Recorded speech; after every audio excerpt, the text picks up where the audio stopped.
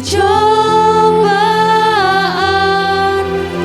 ku tetap percaya waktu Tuhan pasti yang terbaik. Waktu Tuhan, waktu Tuhan pasti yang terbaik. Walau kadang tak mudah dimengerti, lewati cobaan, ku tetap percaya waktu Tuhan pasti yang menaikkan pujian dengan segenap hati. Waktu Tuhan, Tuhan pasti yang terbaik. Walau kadang tak mudah dimengerti, lewati cobaan, ku tetap percaya waktu Tuhan pasti yang katakan lewati cobaan. lewati cobaan, ku tetap percaya waktu Tuhan pasti yang terbaik.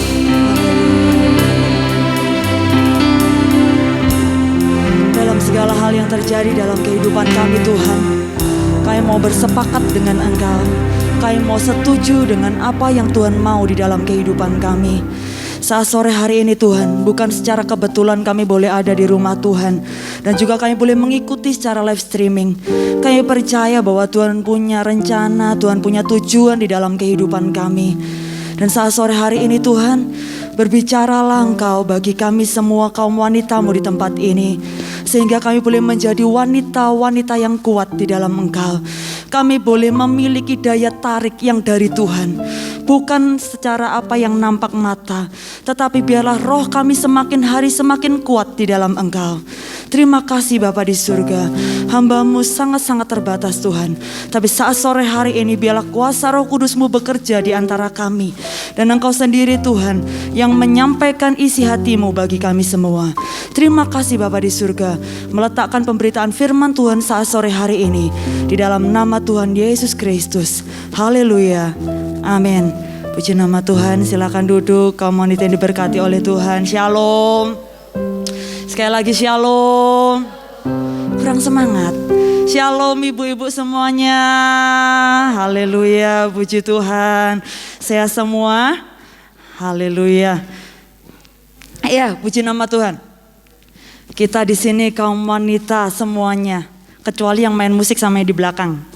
Jadi untuk sementara mohon maaf untuk bapak-bapak tidak diperhitungkan gitu ya. Enggak juga. Ya, ibu-ibu yang diberkati Tuhan, kaum wanita yang diberkati oleh Tuhan. Kita ini diciptakan sebagai wanita. Orang berpandangan bahwa kita ini lemah gitu ya. Kalau orang menganggap bahwa Allah, orang perempuan itu apa? Dia bisa apa? Nah seringkali kita diremehkan orang dengan dia bisa apa? Apa sih yang bisa dilakukan oleh perempuan? Tetapi padahal Tuhan memberikan kita banyak kelebihan. Tuhan memberikan kepada kaum wanita itu hal-hal yang luar biasa.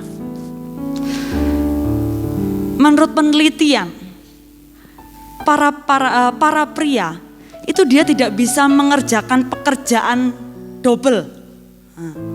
Jadi kalau mengerjakan satu hal ya itu yang harus dia kerjakan. Fokusnya ya ke situ. Nah tetapi lain dengan wanita. Wanita bisa masak sambil nyapu. Wanita bisa masak sambil ngomong anak. Benar begitu? Betul? Nah, jadi kita ini adalah orang-orang yang kuat. Nah kaum wanita yang diberkati oleh Tuhan. Kalau kita adalah orang-orang yang diciptakan Tuhan dengan kekuatan yang luar biasa, berarti seharusnya kita juga hidup dengan cara yang luar biasa. Bukan hidup dengan cara yang biasa-biasa saja. Nah saat sore hari ini tema firman Tuhan adalah kuasa dalam sepakat. Kalau kita melihat kata sepakat, sepakat di sini berarti kita tidak bisa berjalan sendiri. Yang namanya sepakat dibutuhkan dua orang atau lebih. Nah, berarti kita tidak bisa hidup sendirian, ya kan? Kita tidak bisa hidup sendirian. Kita butuh orang lain di dalam kehidupan kita. Kita tidak bisa mementingkan diri kita sendiri. Kita tidak bisa mengerjakan segala sesuatu sendiri, tidak bisa. Sekalipun seringkali kita berkata bahwa aku bisa ngerjain sendiri, tetapi jelas tidak mungkin. Kita butuh orang lain di dalam kehidupan kita. Nah, saat sore hari ini kita akan belajar bersama-sama tentang kata sepakat. Kata sepakat di sini berarti dibutuhkan ada pribadi yang memiliki kerendahan hati. Yang namanya sepakat tidak akan pernah terjadi di antara orang-orang yang tinggi hatinya, yang memiliki kesombongan di dalam dirinya. Tidak akan pernah terjadi. Kekasih Tuhan, sepakat ini kuasanya sungguh sangat luar biasa. Jadi kalau kita tidak bisa bersepakat, kita tidak bisa seia sekata. Mungkin itu dengan suami kita, mungkin itu dengan orang tua kita, mertua kita atau anak-anak kita. Kita akan kehilangan hal-hal besar di dalamnya. Kalau kita melihat di dalam Kejadian, ketika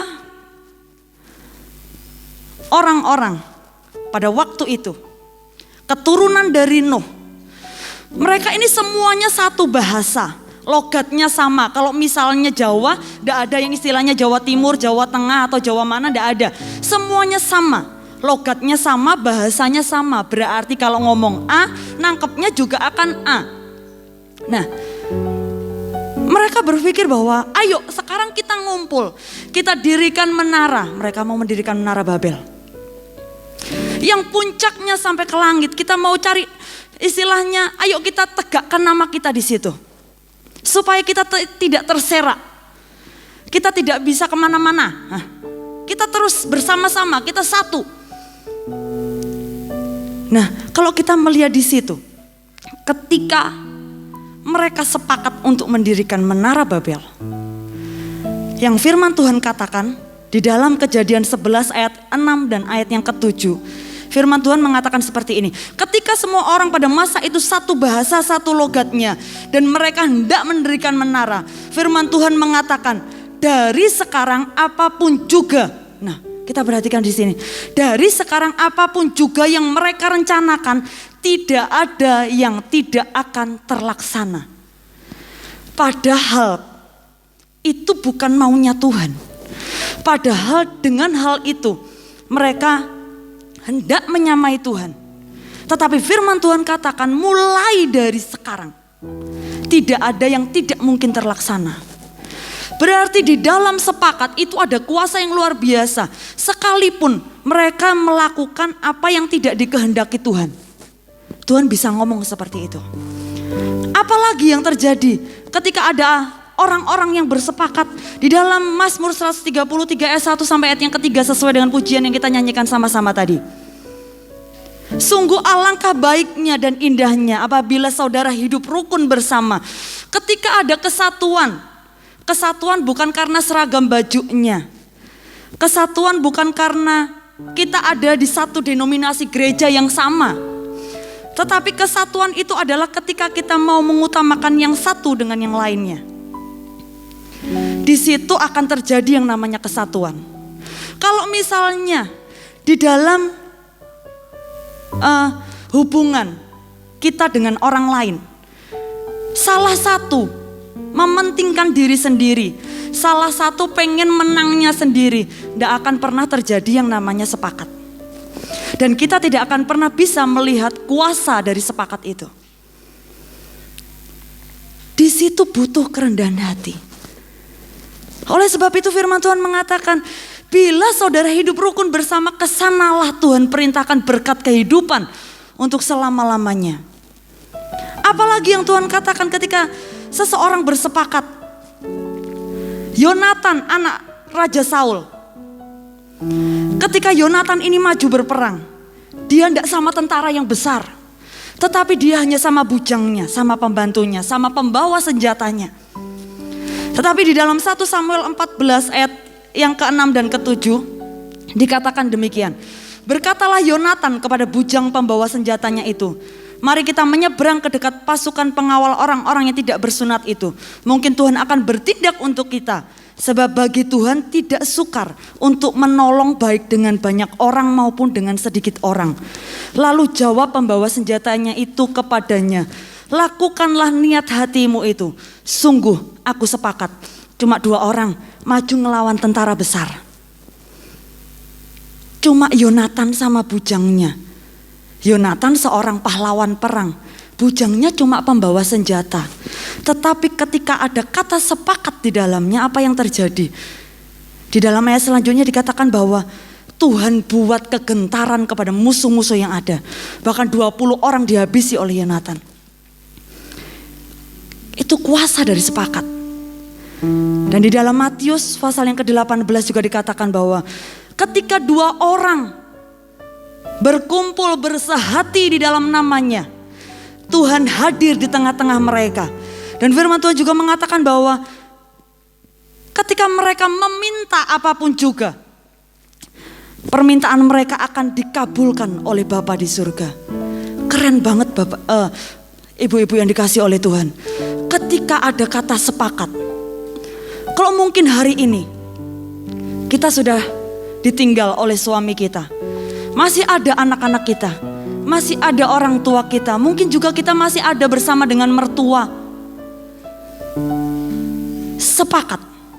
Sepakat membutuhkan kerendahan hati, kerelaan hati. Itu sepakat ketika kita bersama dengan orang lain, ketika kita ada dengan sesama kita. Nah, saat sore hari ini kita akan melihat apa yang terjadi ketika kita bersepakat dengan Tuhan. Nah, pertanyaannya, apakah saat sore hari ini kita sudah memiliki kesatuan hati dengan orang-orang yang ada di sekitar kita? Siapa orang-orang yang ada di sekitar kita? Orang-orang yang ada di dalam rumah kita. Orang-orang yang ada masih memiliki pertalian darah dengan kita. Apakah kita memiliki yang namanya kesatuan hati? Mungkin fisiknya tidak sama-sama, tapi kesatuan hati itu butuh, sangat diperlukan. Kalau hari ini ada orang tua dengan anak, sebagaimana firman Tuhan kemarin sore, hubungan yang baik, jelas itu akan membawa yang namanya kata sepakat di dalamnya.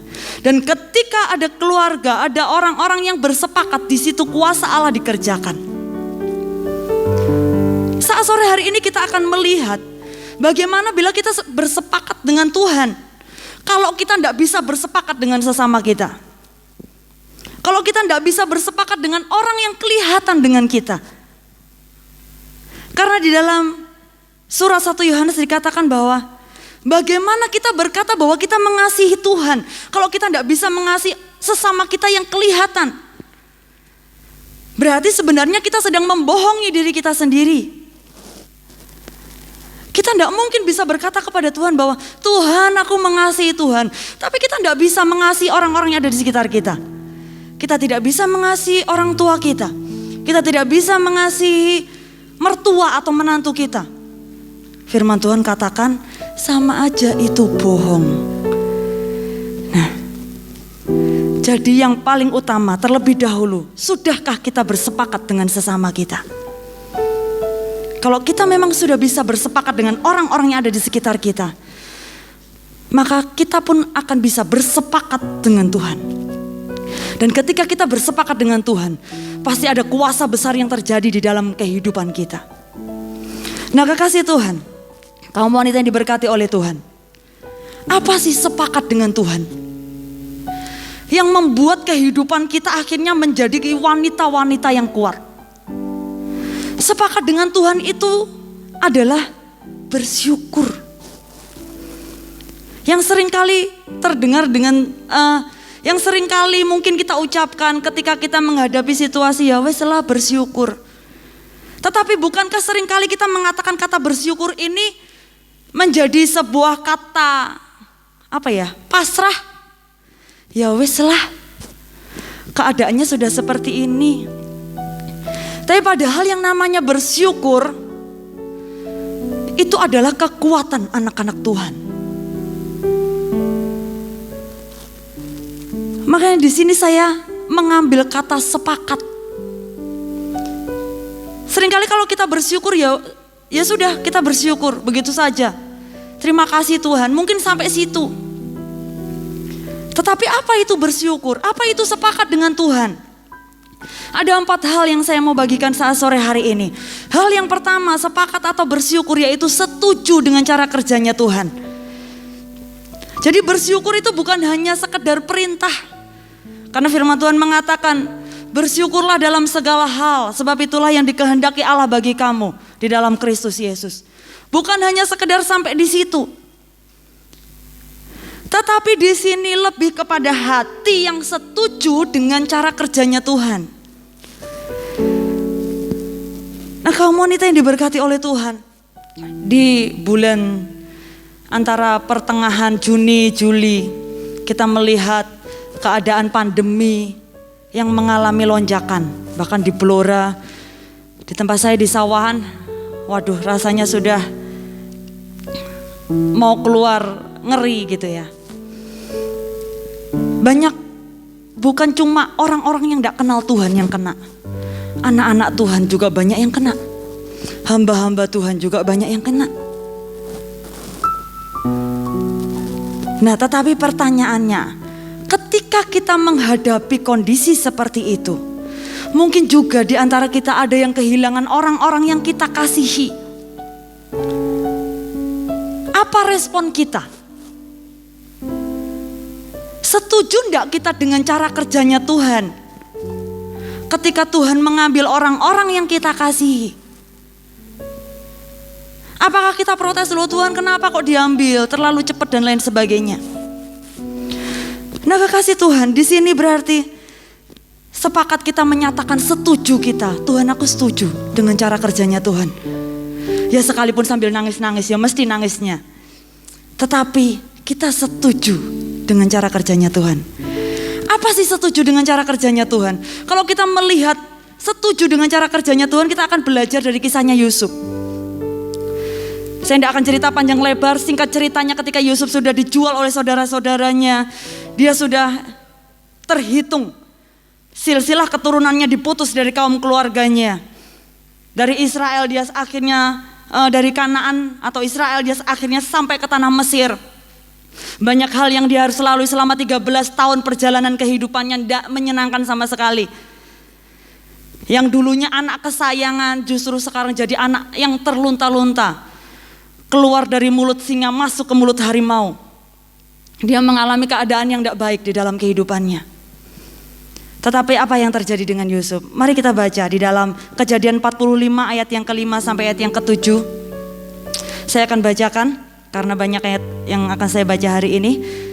Tetapi sekarang, inilah yang dilakukan seorang Yusuf kepada saudara-saudara yang membuangnya, yang menjualnya, dan yang mengawali kehidupannya menjadi ancur-ancuran.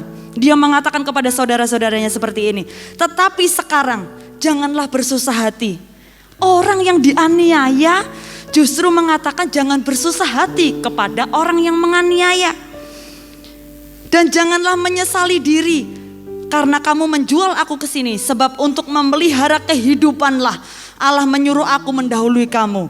Karena telah 2 tahun ada kelaparan dalam negeri ini, dan selama 5 tahun lagi orang tidak akan membajak atau menuai. Maka Allah telah menyuruh aku mendahului kamu untuk menjamin kelanjutan keturunanmu di bumi ini, dan untuk memelihara hidupmu sehingga sebagian besar daripadamu tertolong. Hal yang pertama, setuju dengan cara kerjanya Tuhan. Yusuf tidak nyalain saudaranya. Yusuf tidak kepahitan sama saudaranya. Yusuf punya kesempatan untuk balas dendam, kesempatan untuk ganti membunuh, bahkan saudara-saudaranya sudah menyakitinya. Tetapi Yusuf tidak menggunakan hal itu. Tetapi dia mengambil apa? Dia mengambil keputusan untuk melihat cara kerjanya Tuhan, dan dia setuju dengan cara kerjanya Tuhan. Apalagi yang dikatakan oleh Yusuf di dalam Kejadian 50 ayat yang ke-20 dikatakan. Kejadian 50 ayat yang ke-20. Memang kamu telah mereka-rekakan yang jahat terhadap aku, tetapi Allah telah mereka-rekakannya untuk kebaikan dengan maksud melakukan seperti yang terjadi sekarang ini, yakni memelihara hidup suatu bangsa yang besar. Dapatkah ketika kita disakiti orang lain kita mengatakan hal seperti ini? Bisakah ketika kita diperlakukan tidak baik, diperlakukan tidak adil oleh orang-orang yang ada di sekitar kita, bahkan orang terdekat kita, kita masih bisa mengatakan bahwa Tuhan mereka-rekakan menjadi kebaikan di dalam kehidupanku? Itu hal yang pertama. Hal yang kedua, apa itu sepakat? Sepakat berarti bersyukur. Dan sepakat berarti masuk dalam zonanya Tuhan. Masuk dalam wilayahnya Tuhan. Masuk dalam daerahnya Tuhan. Nah, kalau kita sudah masuk ke dalam daerahnya Tuhan, bisa jadi itu bukan daerah nyaman kita. Bisa jadi itu bukan zona nyaman kita. Bisa jadi itu tempat yang akan menghancurkan kehidupan kita. Sampai hancur beneran. Supaya kita bisa melihat kuasa Tuhan. Mau masuk dalam zonanya Tuhan? Haleluya. Zonanya Tuhan tidak nyaman buat kita. Tetapi seperti seorang Daud berkata seperti ini, bahwa aku tertindas itu baik bagiku, supaya aku belajar ketetapan-ketetapanmu. Nah, itu zonanya Tuhan. Keadaan yang tidak enak tetapi kita bisa mengalami Tuhan di dalamnya. Zonanya Tuhan pasti seperti itu. Tuhan akan bawa kita ke tempat-tempat yang tidak nyaman, supaya kita akhirnya nyaman dengan Tuhan. Kalau kita dibawa ke tempat nyaman terus, di zona kita terus, kita tidak akan pernah bisa mengalami Tuhan di dalam kehidupan kita.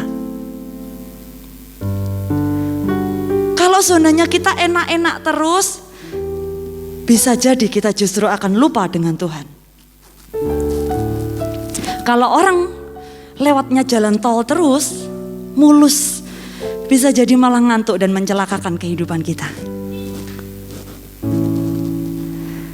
Tetapi ketika lewatnya jalan-jalan yang batu-batu, yang tidak rata, bisakah sopirnya ngantuk? Tidak bakalan bisa. Sama dengan kita, Tuhan tidak mau kerohanian kita tertidur. Tuhan mau kita tetap terjaga. Sehingga kita terus melihat bahwa ada Tuhan bersama dengan kita. Itulah yang menjadikan kita akhirnya wanita-wanita yang kuat di dalam Tuhan. Kalau kita hanya berada pada zona nyaman, kita ada di dalam kenyamanan setiap harinya, kita akan terlena. Dan justru itu akan melemahkan kita. Itu hal yang kedua. Hal yang ketiga,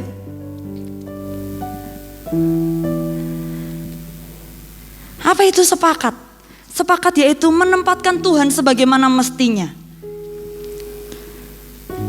Kaum wanita yang diberkati oleh Tuhan, sudahkah kita menempatkan Tuhan sebagaimana mestinya di dalam kehidupan kita?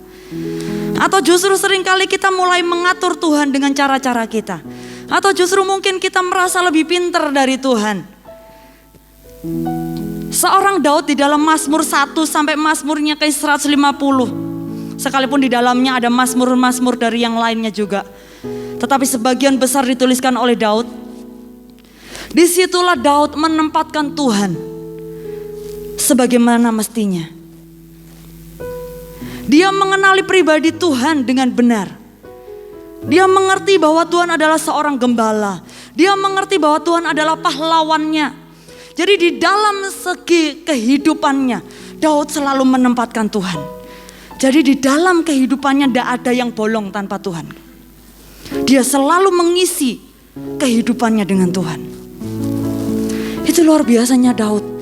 Sehingga pada akhirnya di situ akan keluar yang namanya pujian pengagungan kepada Tuhan. Kalau kita tidak bisa menempatkan Tuhan sebagaimana mestinya, kita tidak akan pernah bisa menyembah Tuhan. Kita tidak akan pernah bisa mengagungkan Tuhan. Bagaimana kita mau mengagungkan Tuhan, wong kita tidak ngerti siapa Tuhan bagi kita? Mari kita menempatkan Tuhan sebagaimana mestinya Dia di dalam kehidupan kita. Itu hal yang ketiga. Dan hal yang terakhir, sepakat dengan Tuhan atau bersyukur dengan Tuhan berarti kita sedang mendeklarasikan kepada diri kita, kepada masalah kita, dan kepada kuasa kegelapan bahwa kita punya Tuhan yang besar. Karena seringkali kita ini diintimidasi, kita seringkali ditakut-takuti. Masalahmu itu besar banget. Masalahmu itu, aduh, ndak adalah orang yang bisa nyelesain. Abote tenanan. Nah, akhirnya apa? Telinga kita mendengar, kita tangkap di dalam hati kita dan kita simpan. Iya, masalahku besar. Bukankah firman Tuhan mengatakan iman timbul dari pendengaran akan firman Allah. Kita mengisi telinga kita mendengar firman Tuhan atau kita mendengar bahwa masalah kita besar. Mari kita bersyukur, kita sepakat dengan Tuhan. Sehingga pada saat kita sepakat dan kita bersyukur kepada Tuhan, di situ kita sedang mendeklarasikan kepada diri kita bahwa masalah kita tidak ada artinya. Kita mendeklarasikan kepada masalah kita bahwa Allah, kamu tuh terlalu kecil karena aku punya Tuhan yang besar. Kita sedang mendeklarasikan kepada kuasa kegelapan yang seringkali mengintimidasi kita. Kita sedang mengatakan, aku tuh punya Tuhan yang besar. Jadi kuasa kegelapan tidak bisa ambil alih kehidupan kita. Nah, kaum wanita yang dikasihi oleh Tuhan. Jadi di sini, kekuatan kita sebagai kaum wanita adalah ketika kita senantiasa bersepakat dengan orang-orang yang ada di sekitar kita. Ketika kita sudah bersepakat dengan orang-orang yang ada di sekitar kita, berarti hubungan kita baik. Dan ketika kita memiliki hubungan yang baik dengan sesama kita, maka hubungan kita juga akan baik dengan Tuhan. Dan kalau hubungan kita baik dengan Tuhan, itu akan terus memupuk kita. Sehingga keakuan kita semakin berkurang. Dan Tuhan menjadi yang utama di dalam kehidupan kita.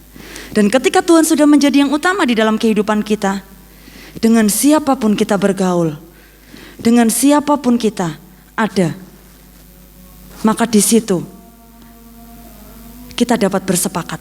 Amin. Puji nama Tuhan. Saat sore hari ini ada sebuah ilustrasi untuk mengakhiri firman Tuhan sore ini. Ada seorang, dia memiliki 10 ruang di dalam hatinya.